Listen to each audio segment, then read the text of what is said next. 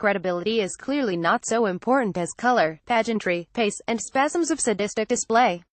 As Halloween approaches, let's consider new Blu-rays of films by horror maestro Mario Bava, but only one of them is a horror film.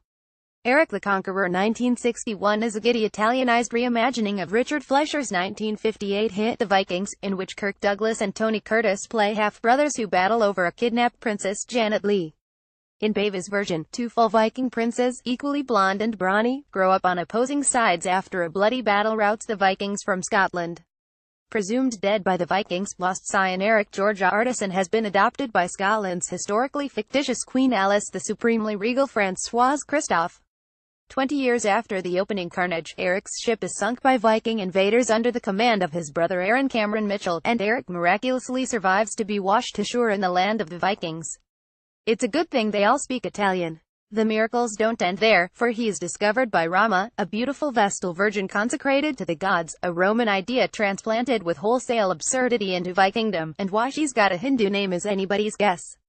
The Virgin's primary task seems to be staging interpretive dances at gaudily colored sacrifices in front of a giant Yggdrasil-like tree when one of their number lapses from her vows and dallies with a lover.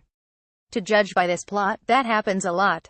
Rama is one of twin sisters played by Alice and Ellen Kessler, the other of whom is claimed as Aaron's bride while Rama serves as handmaiden to the imprisoned Queen Alice. As well she might, Rama sees the hand of the gods in all these coincidences, or at least of the screenwriters, and helps Eric and Alice to escape for a final brouhaha in England.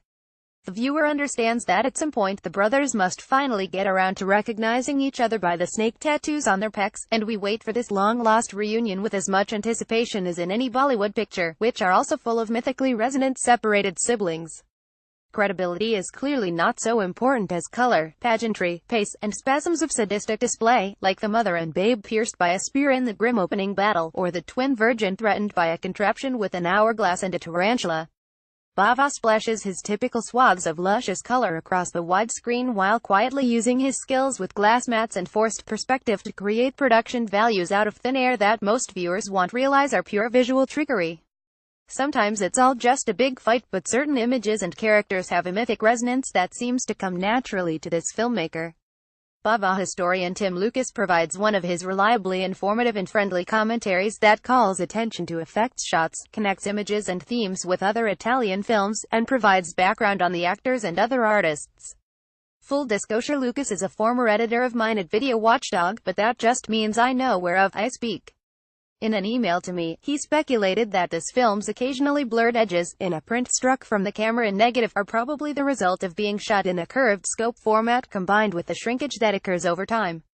We have the choice of watching with the Italian dub or the English dub, neither of which uses Mitchell's voice. Bonuses on this Blu-ray DVD pack include a visual essay comparing and contrasting the film with The Vikings, and a 1-hour audio recording of Lucas' interview with Mitchell, who rhapsodizes about Bava as a person and a director.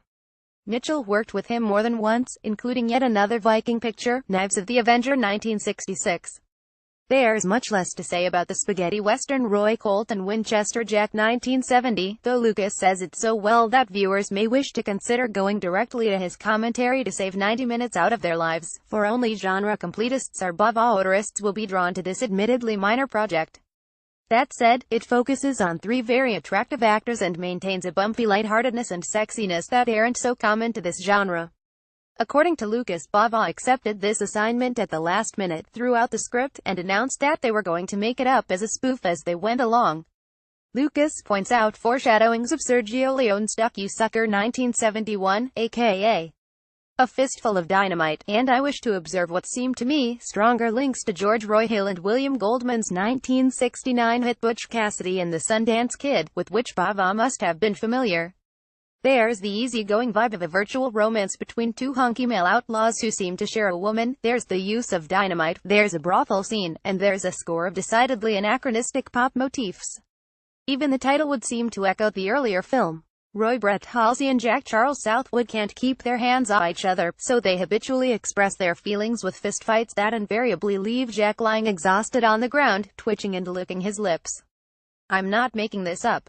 They briefly part ways as Jack rescues an Indian woman named Manila Marilutolo from bounty hunters, and she proceeds to both give him a cold bath and take him to the cleaners in exchange for sex. She's accused of killing her husband, but she explains that he deserved it. She'll spend the movie switching her allegiance to whichever male is in control at the moment, all the better to exploit them for her own purposes, making her by far the smartest and most resourceful figure in the picture, and the one with a large phallic bone that she constantly displays, while the handsome boys go back to wrestling in the dirt. Pero Humilianis music uses a pleasant twist theme, and there's an opening prog folk-type song by a group called Free Love. These are among the most enjoyable elements in a film that doesn't display Beva's visual panache, though Lucas points out some of his economical trick shots and draws thematic connections to other Bava projects. He'll add that the use of a man in drag during the brothel scene, in which the film's homoerotic subtext briefly and literally bursts through the screen into the foreground, perhaps unwittingly calls forth the horror masterpiece Bava made the same year, Hatchet for the Honeymoon, and possibly another film we're about to mention. The Bava Blu-ray that's sure to attract viewers is the long-delayed release of Kill Baby, Kill, or to give it the full punctuation loaded upon it by AIP's American distribution, Kill Baby, Kill. Its previously scheduled Kino Lorber DVD of several years ago got quashed at the last minute by rights issues. Those are evidently cleared, and here it is all lush and spooky and looking better than I've ever seen it. Of the three films discussed here, this is the one most worth watching and the one well discussed the least, for this gothic ghost story is more or less about atmosphere itself, about its own tone of graceful and colorful unease. The emphasis on ambiance matches its Italian title, which translates to Operation Fear, as the film demonstrates how fear creates and fulfills itself through conviction, stylistic and otherwise. Bava's mastery of lighting and movement, combined with his taste for the macabre, orchestrates several chilling and uncanny moments best discovered for yourself.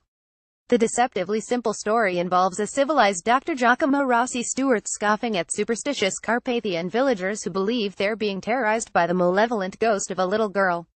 Naturally, modern science doesn't know its elbow from a void in the fabric of reality, but at least the good doctor gets to meet a local hottie, Erica Blanc, who's somehow connected to the increasingly palpable aura of fear and hysteria that eventually dislocates the narrative into a form of delirium.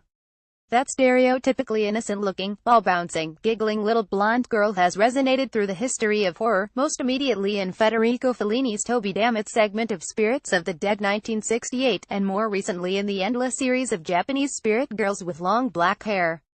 She serves as a link between the deadly Muppets of Village of the Damned 1960 and the imminent wave of demonic children kicked off by Rosemary's Baby 1968 and coming to fruition with The Exorcist 1974, which had its own effect on Italian horror. She also inspired Martin Scorsese's conception of the devil in The Last Temptation of Christ 1988. Just to further mess with our heads, the little girl is actually played by a little boy, and Lucas reports that the kid wasn't too thrilled with the role. It's too much to project the horror as confusion over sexual identity, since the audience isn't supposed to recognize a deception that belongs to Bava's roster of meticulously disguised effects, but we can't help observing that this is neither the first nor the last killer in drag in horror cinema. The Blu-ray offers the option of the English or Italian tracks, plus Lucas commentary also on Arrow Video's UK edition of this title, an interview with Blanc, and a visit by Lamberto Bava, Mario's son, to the film's locations. Pleasant dreams.